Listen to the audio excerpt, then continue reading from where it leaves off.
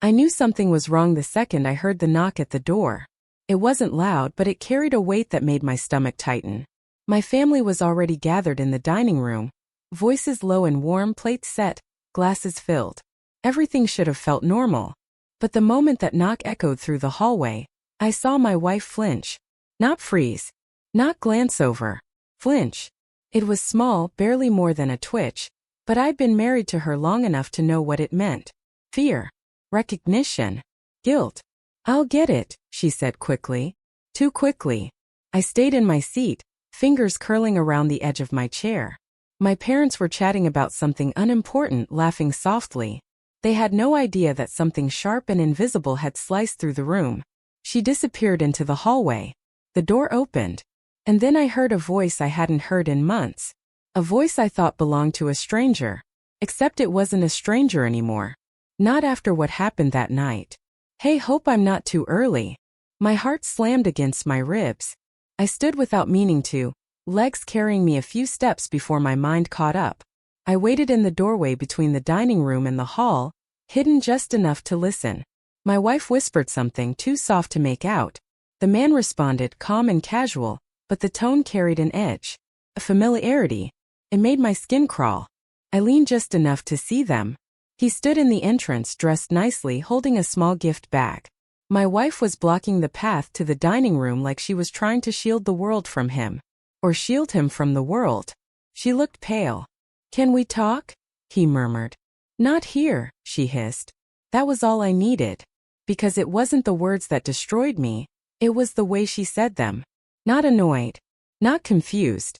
Not polite. Panicked. And intimate. She'd spoken to him like she had spoken to me once. Before everything got strange. Before her laughter started sounding forced. Before she started coming home smelling like someone else's cologne. Then insisted it was the cab driver or a coworker. Or a new soap in the office restroom. Before that one night I tried to forget. I heard my mother behind me calling out, "Everything all right, sweetheart?" And that snapped me forward. I stepped fully into the hallway just as my wife turned. Her eyes widened when she saw me. She looked like a kid caught stealing something from a store. Equal parts guilt and fear of consequences. And then his gaze followed hers and landed on me. For a split second the world tilted. He wasn't a stranger. He wasn't a passing mistake. He wasn't some anonymous memory. He was real. Standing in my home. Wearing a soft smile like this wasn't the most twisted moment of my life. I said his name out loud because I remembered it, even though I tried months ago to wash that night out of my memory. His smirk deepened just barely. "You remember me," he said, almost amused.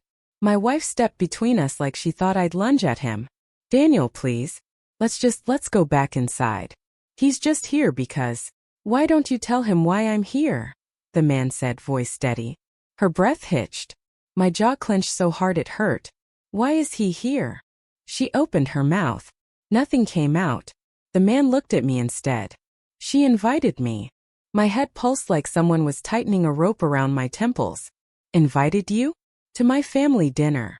He lifted the small gift bag slightly. "She said I should meet everyone."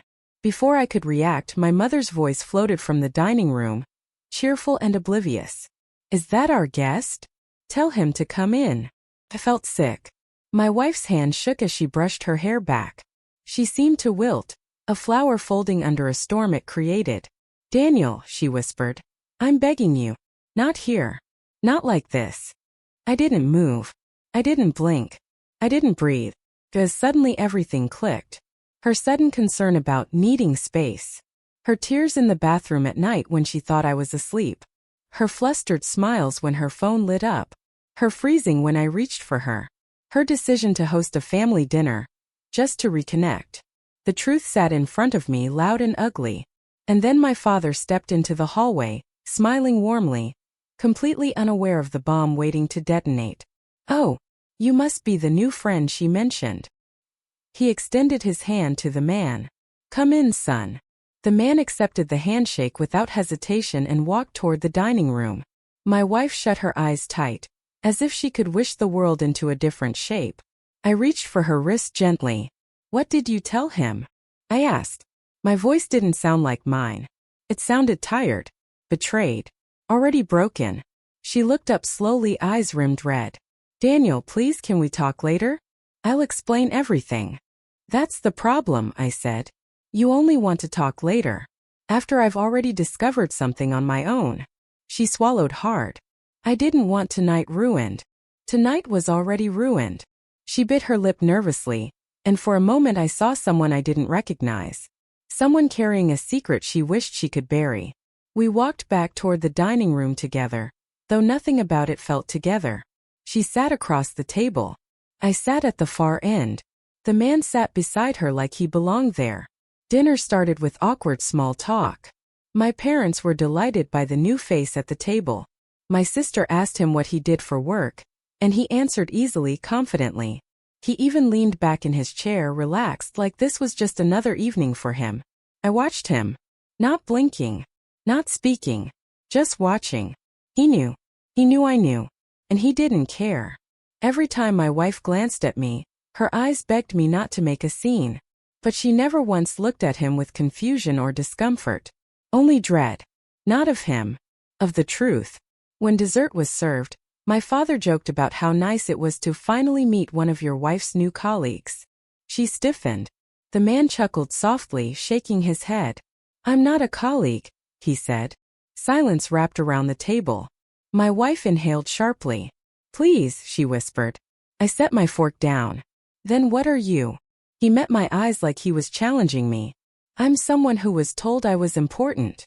Her breath trembled. Stop. Please. My mother frowned. Important how? My wife shook her head desperately. Mom, it's nothing. He's exaggerating. Am I? The man asked, voice low. Please, she begged. Don't do this here. The air thickened until it was hard to breathe. My chest tightened, my vision edging with heat. My family sat frozen, sensing something was shattering but unable to piece it together yet. I leaned forward, elbows on the table. Tell them, I said quietly. Tell all of us. Her eyes filled. Not with the tears of someone falsely accused. With the tears of someone cornered by their own actions. He ran a finger along the rim of his glass, almost playful. Maybe I should. She turned on him, voice cracking. Please. Not now. But it was too late. Something irreversible had been set in motion. My father cleared his throat, voice uneasy. What exactly is going on? I didn't answer. She didn't answer. Only the man did. I met your daughter-in-law a few months ago, he began. We spent a night together. My sister gasped. My mother covered her mouth. My father's face turned to stone. And I sat there in complete stillness, a quiet space inside me collapsing. My wife shook her head violently. It wasn't like that. Daniel, please listen, it was a mistake, it was one night, it didn't mean anything.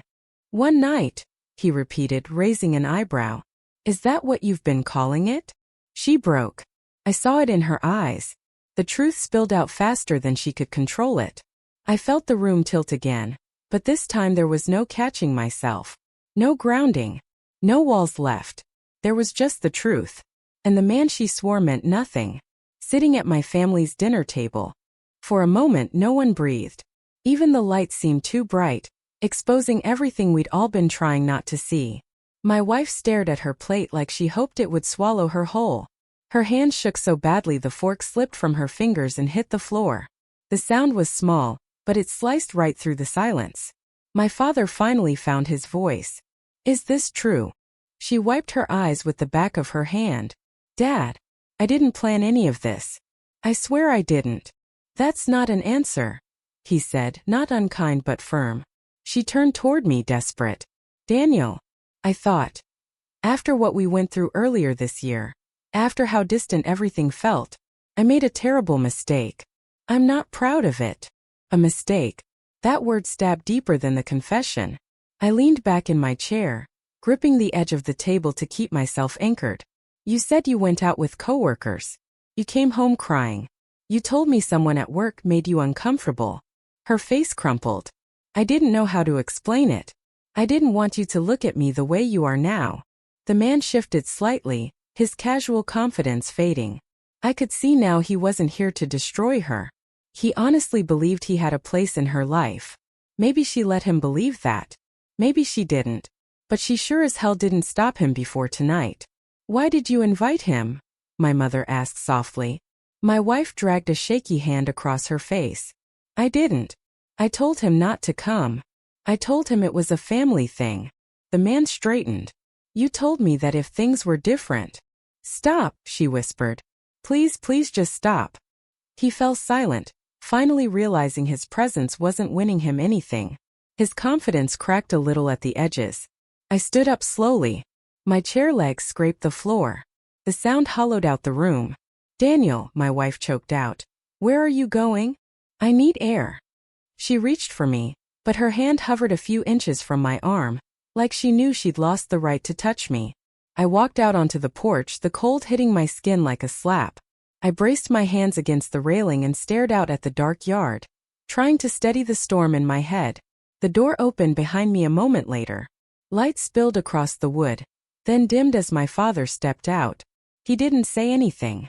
He just stood beside me the way fathers sometimes do when they know their kid is drowning and words won't help. My breath came out ragged. I should have seen it. No, he said quietly. You trusted her. That's not a flaw. The door creaked again. Softer footsteps this time. My wife stepped out hesitantly, her voice barely a whisper. Daniel, please talk to me. My father gave me a small nod and went back inside, closing the door behind him and leaving us alone. She came to stand next to me, but there was a careful distance between us, like the air itself had grown sharp. I didn't mean for him to show up, she said. I didn't mean for any of this to come out like that. How did you want it to come out? I asked.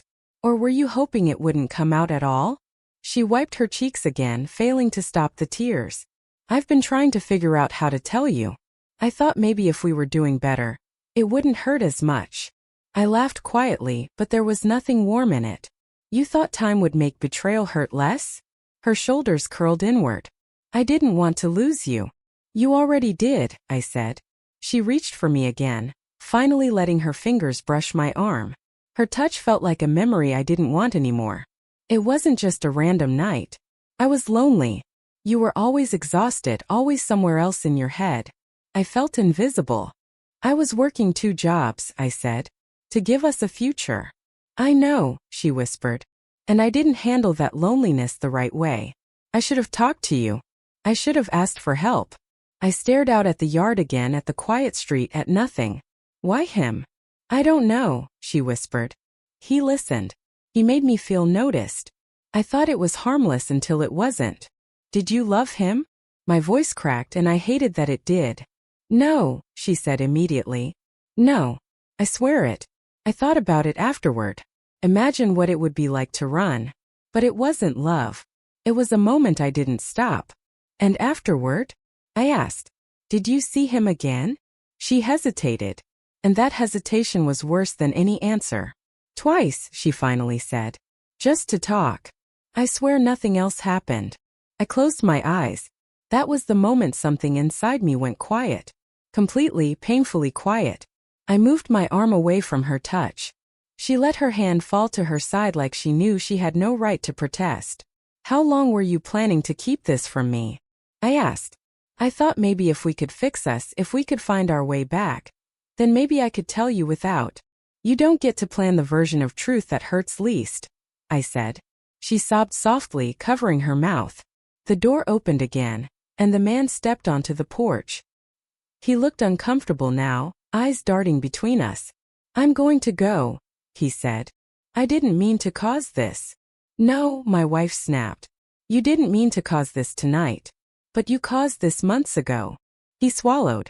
I thought you wanted. You thought wrong, she said. He nodded once and walked down the steps into the night. His footsteps faded quickly. For a few long seconds we stood in silence. Just the wind and her soft crying and my heartbeat trying to crawl out of my chest. She reached toward me one last time. I want to fix this, Daniel. Please let me fix this. I turned to her fully, looking at the woman I had loved for years. The woman I thought I would grow old with. The woman who had broken something she couldn't see, but I could feel like a bruise under every breath. This isn't something you fix, I said. This is something you live with. And I don't know if I can live with you after this. She sobbed again, but there was nothing I could offer her. Not comfort. Not hope. Not reassurance. Just the truth neither of us wanted. I'm staying at my brother's tonight, I said. We can figure out the rest later. Please, she whispered, voice breaking. Don't leave. I didn't leave, I said quietly. You did. I walked past her, feeling her pain brush against me like fog. But I kept going. I stepped inside just long enough to grab my keys and nod at my parents, who were sitting in stunned silence. Then I walked out the door, down the steps and across the cold yard. When I reached my car and opened the door, I looked back once. My wife stood on the porch, crying into her hands, the light behind her casting her shadow long across the wood. For a second I almost turned around, but the second passed, and I drove away, the ache settling deep in my chest, heavy and unforgiving. Some betrayals don't need shouting or slammed doors to break a marriage. Some just need a quiet dinner table, a single unwanted guest, and the truth finally running out of places to hide.